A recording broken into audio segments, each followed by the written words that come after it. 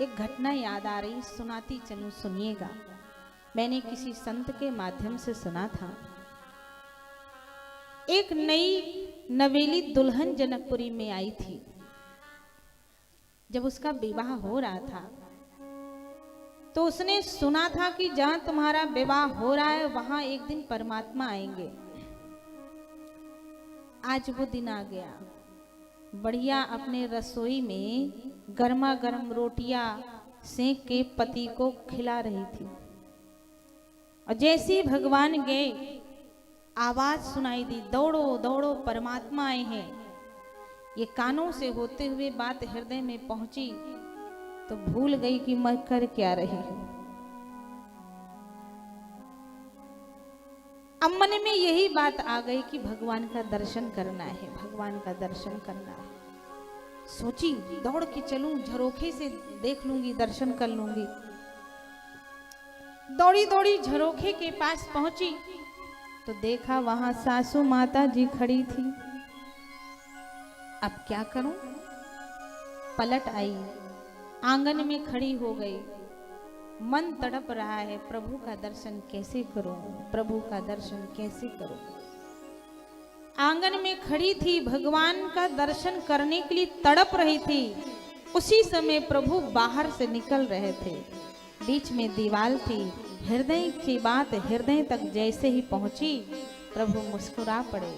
प्रभु ने हृदय में प्रेरणा पैदा कर दिया, अरे आंगन में क्यों खड़ी हो, छत पे आ जाओ, बहुत बढ़िया दर्शन हो जाएगा। प्रभु तो केवल प्रेरणा ही पैदा करते हैं ना, सामने आके थोड़े कहेंगे छत पे आ जाओ। जैसे मन में भाव जगह छत पे आ जाओ, सो बालकनी में आ जाओ, सब मुस्कुरा पड़े। पहले हमारे यहाँ घूंघट प्रथा चलती थी, अभी भी कहीं कहीं चलती है। नई नई बहू थी सो घूंघट डाली थी।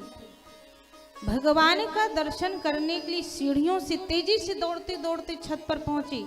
घूंघट उड़ रहा था और जैसी छत पे पहुंची और दौड़कर जैसी पहुंची और आगे झुकी, घूंघट पीछे खिसक गया, मुखड़ा खुल गया। संयोग देखो, उसी समय श्री लक्ष्मण जी ने मन में विचार किया कि जरा देखूं तो मेरे भैया को कौन कौन देख रहा है। उसी समय श्री लक्ष्मण जी ने अपना सर ऊपर उठाया और जैसे उठाया तो बावली बहू को देखा, देवी को देखा, मुखड़ा खुला हुआ और पागलों की तरह राघव को निहारने लगी। सो लक्ष्मण जी को हंसी आ गई। किस लिए? कि देखो ना, मेरे भैया को देखकर अच्छे अच्छों की हालत खराब हो जाती है। नीचे खड़ी थी झरोखे पे सासू मैया। सासू मैया की नजर लक्ष्मण जी की मुस्कान पर पड़ गई। अरे ये नौजवान बालक मेरे छत की तरफ देखकर मुस्कुरा रहा है, बात क्या है? अंदर आई, देखा बहू रानी गायब। बात समझ गई, मेरी बहू छत पे है। सास माताओं की निगाह इस पर ज्यादा रहती है कि बहू कहाँ गई, हमेशा नजर रहती है। सास माता ने समझ लिया कि मेरी बहू रानी छत पर है। बूढ़ा शरीर था, क्रोध आया तो सीढ़ी पर चढ़ते चढ़ते छत पर पहुंच गई। जब व्यक्ति को गुस्सा आता है ना, तो जो व्यक्ति 10 कदम भी नहीं चलता है वो गुस्से में 10 किलोमीटर पैदल चला जाएगा। शरीर में एक अलग से ऊर्जा आ जाती है, हड्डियों में जान आ जाती है। क्रोध में व्यक्ति ना जाने क्या कर बैठता है। कहो क्रोध में 10 किलोमीटर पैदल चला जाएगा, खुद चला जाएगा लेकिन क्रोध नहीं जाएगा। छत पर पहुंची, देखा बहू नीचे की तरफ देखकर मुस्कुरा रही थी। पास में आई, बहू के बाह को पकड़ करके अपनी तरफ घुमाया। बहू अब भी मुस्कुराए जा रही है। क्यों भाई? जब सास ने अपनी तरफ घुमा लिया तो सास को देख के मुस्कुराहट बंद हो जानी चाहिए, लेकिन मुस्कुराहट बंद नहीं हुई, अभी भी मुस्कुराई जा रही है। क्यों जानते हो? इसलिए कि बहू को सास में भी श्री राम का दर्शन हो रहा है।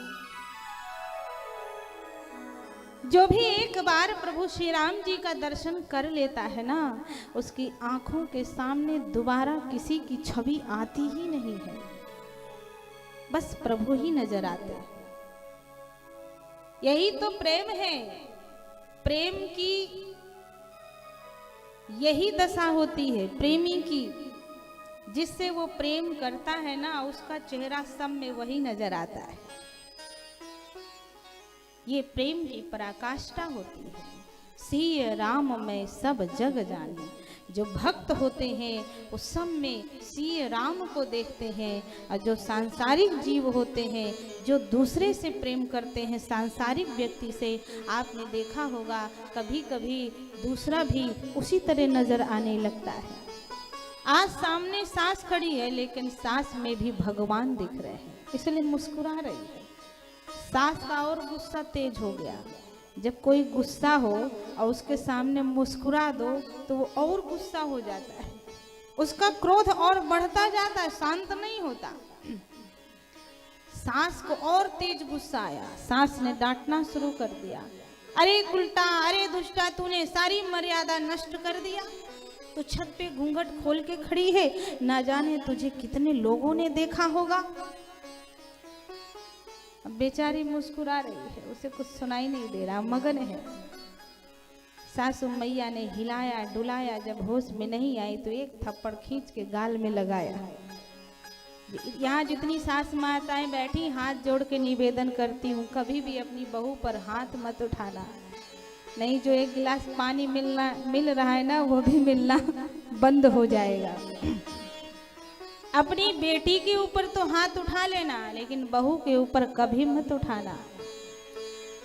फिर आप कहोगी आप तो सुना रही हैं। देखो, ये भगवान के प्रति प्रेम का भाव दर्शाने के लिए मैं आपको बता रही हूँ। ये सास कौन है? ये है माया। समझिएगा गहराई से। सास कौन है? माया है।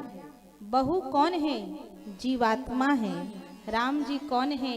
परमात्मा है। जब भी कोई जीवात्मा परमात्मा की तरफ आगे बढ़ता है, तभी माया का थप्पड़ आके गाल में लगता है। याद रखिएगा, यदि माया के थप्पड़ से आप घबरा गए, लौट आए, तो इधर संसार मिलेगा, जगत मिलेगा। यदि माया के थप्पड़ से आप डरे नहीं, आगे बढ़ गए, तो आगे तो परमात्मा ही खड़े हैं, उनका दर्शन हो जाएगा। बहू का घूंघट खुल गया। ये घूंघट क्या है? यही है माया है। घूंघट के पट खोल रे तोहें पिय मिलेगी। जब तक आप घूंघट नहीं उठाओगे, परमात्मा का दर्शन दो तरीके से होगा। या तो परमात्मा आपका माया का घूंघट उठा दें, या तो जीवात्मा स्वयं अपने माया के घूंघट को खोल दे। यदि आगे बढ़ोगे माया के पट को हटा करके, तभी प्रियतम परमात्मा का दर्शन होगा। जैसे माया रूपी सास ने एक थपेड़ा लगाया, सास को होश आया, बहू को होश आया, अरे माँ आप यहाँ थक गई होंगी, लाइए मैं आपके पैर दबा दूं, सेवा कर दूं, आप क्यों ऊपर आ गई हैं? सास ने कहा, अरे उल्टा तू बड़ी अभागिनी है, तूने घूंघट खोल के छत पे आके खड़े होना पसंद किया, जाने कितने लोगों ने तुम्हें देखा होगा। बहू ने बहुत प्यारी बात कही। बहू ने कहा, माँ नाराज मत होइए, एक बात कहूँ? कहा कहो। आज के दिन मुझे ऐसा लग रहा है कि आपसे ज्यादा अभागी कोई नहीं है। सास ने आंखें लाल करके कहा, अरे तूने मुझे अभागिनी कैसे कह दिया? बहू ने कहा, माँ भगवान के होते हुए, जगत पिता के होते हुए, जो जगत का चिंतन करे, इससे बड़ा अभागी कोई नहीं हो सकता है। भगवान सामने खड़े हो और भगवान को छोड़ करके आप संसार की बेकार की बातें करो, तो आपसे बड़ा अभागी कोई नहीं हो सकता है। माँ किसको फुर्सत है कि लोग राम को छोड़कर मुझे देखेंगे? सब तो राम को देख रहे हैं और आप राम को छोड़कर मुझे देखने आई हो। याद रखिएगा, आपके इस तुलसी मंदिर में प्रभु ने कृपा करके ये सत्संग की व्यवस्था करवा दी, कथा का आयोजन करवा दिया। कथा को छोड़ करके इतने नजदीक होकर के जो व्यक्ति बैठकर टीवियों का चैनल बदल रहा होगा, बेकार की फालतू बातें कर रहा होगा, जुआ खेल रहा होगा, इससे बड़ा अभागी आज के समय में कोई नहीं है। यहाँ पर मैंने कथा में चर्चा भी किया था कि ये सत्संग राम कृपा बिनु सुलभ न सोई, प्रभु की कृपा से प्राप्त होता है। यदि कृपा से मिल गया है तो उसका लाभ उठाइए, क्यों व्यर्थ गंवा रहे हैं। इतना प्रेम जनक प्रवासी करते थे, लोग बावले हो जाते थे, पागल